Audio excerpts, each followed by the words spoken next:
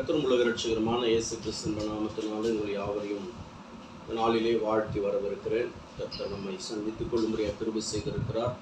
கிருபை செய்த தேவனுக்கு கூடான கோடி நன்றி செலுத்துகிறேன். பிரியமானவர்களே, இந்த நாளிலே கூட சங்கீதங்களின் புஸ்தகம் 105வது சங்கீதம் 41வது வசனம். கண்மலையை திறந்தார், தண்ணீர்கள் புறப்பட்டு வறண்ட வெளிகளில் ஆராய் ஓடிற்று. கண்மலையை திறந்தார், திறக்கப்பட்ட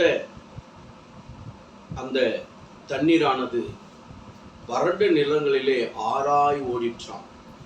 இன்றைக்கு பிரியமானவர்களே, எந்த காரியத்திலே நீ வனாந்தரமாய் இருக்கிறாயோ, எந்த சூழ்நிலையிலே உன் வாழ்க்கை வனாந்தரமாய் இருக்கிறதோ, எந்த காரியத்தில் நீ செழிப்பு இல்லாமல் இருக்கிறாயோ, இந்த தேவாதி தேவன் ராஜாதி ராஜா நம்முடைய ஆண்டவராகிய இயேசு கிறிஸ்து உனக்காக நீ செழிப்பு ஆகும்படியாக உன் காரியங்களை கர்த்தர் தடைப்பட்டிருக்கிற, அடைக்கப்பட்டிருக்கிற, பூட்டப்பட்டிருக்கிற காரியங்களை கர்த்தர் திறக்கிறார்.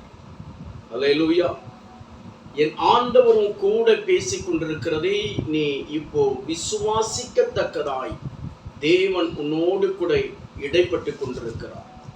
வனாந்தரம்தான், பிரச்சனைகள் தான், போராட்டம் தான்.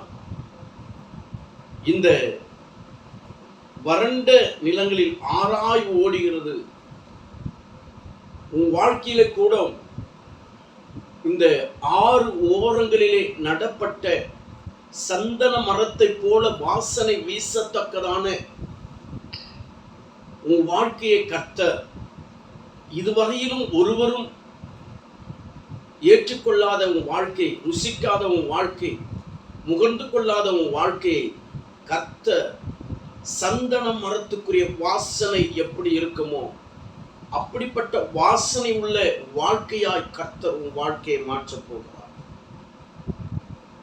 தேவன் சொல்லுகிறார், நீ அநேக ஜனங்களுக்கு வாசனை ஆவாய், வாசனை கொடுக்கிற சந்தன மரமாய் இருப்பாய்.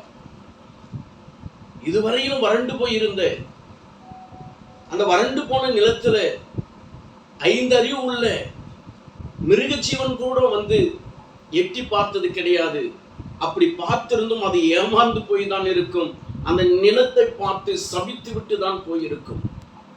பிரியமான என் அன்பு தேவ பிள்ளையே, இன்றைக்கு அதே வனாந்தரமான இடத்தை கர்த்தர் ஆறுகளை போல தண்ணீரை வரவழைத்து செழிப்பாக்க போகிறார்.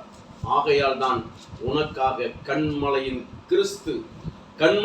கிறிஸ்து உன் காரியங்களை, கூட்டப்பட்ட காரியங்களை திறக்கிறேன் என்று சொல்லுகிறார்.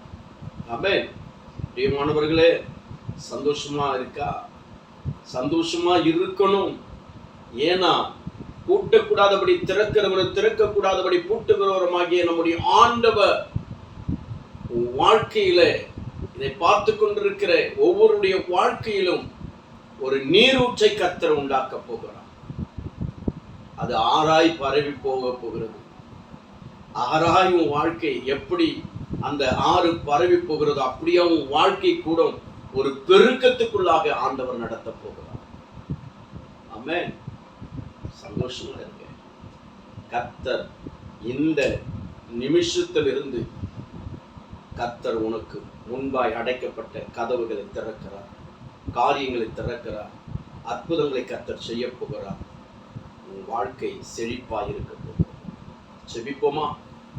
மகா இரக்கமும் கிருபை நிறைந்த நல்ல ஆண்டவரை நன்றியோடு துதிக்கிற நாளிலே எங்களோடு கூட பேசின வார்த்தைகளுக்கு ஸ்தோத்திரம். கண்மலையை பிளந்து ஆண்டவரே, வனாந்தரமான ஆண்டவரே இடங்களிலே ஒரு ஆறை ஊற்று ஆண்டவரே அப்பா ஓட செய்தது போல ஒரு ஊற்றை உண்டாக்கி கர்த்தர் ஆண்டவரே தாகத்தை தீர்த்தது போல இன்றைக்கு கூட ஆண்டவரே திறக்கப்படாத காரியங்கள் இயேசுவின் நாமத்தில் திறக்கப்படட்டும். அது ஊற்றை போல, ஆறுகளை போல பரவட்டும். ஐயா, எனக்கு செய்வதற்காக நன்றி செலுத்துகிறோம். ஒவ்வொருடைய வாழ்க்கையிலும் கர்த்தர் செழிப்பை கட்டளையிடுவதற்காக கோடான கோடி நன்றி செலுத்தி நான் ஜெபிக்கிறேன். திறந்ததற்காக நன்றி. ஒவ்வொருடைய வாழ்க்கையிலும் அடைக்கப்பட்ட காரியங்கள் திறக்கப்பட்டதற்காக நன்றி செலுத்துகிறேன். இந்த கரம் கூட இருக்கட்டும் சுவாமி. இதோ இந்த நாளிலே கூட பிறந்த நாள் திருநாள் கொண்டாடுகிற ஒவ்வொரு அன்பு பிள்ளைகளுக்காக நான் ஜெபிக்கிறேன். ஒவ்வொரு அன்பு பிள்ளைகளும் பிதா குமார பரிசுத்த ஆவியின் நாமத்தினாலே நான் வாழ்த்தி ஆசீர்வதித்து நான் ஜெபிக்கிறேன். ஆசீர்வாதத்தின் கரம் கொண்டு இருக்கட்டும். இயேசு சுவாமி, ஒவ்வொரு ஊழியர்களுக்கா, சபைகளுக்கா, சபை மக்களுக்கா ஜெபிக்கிறேன்.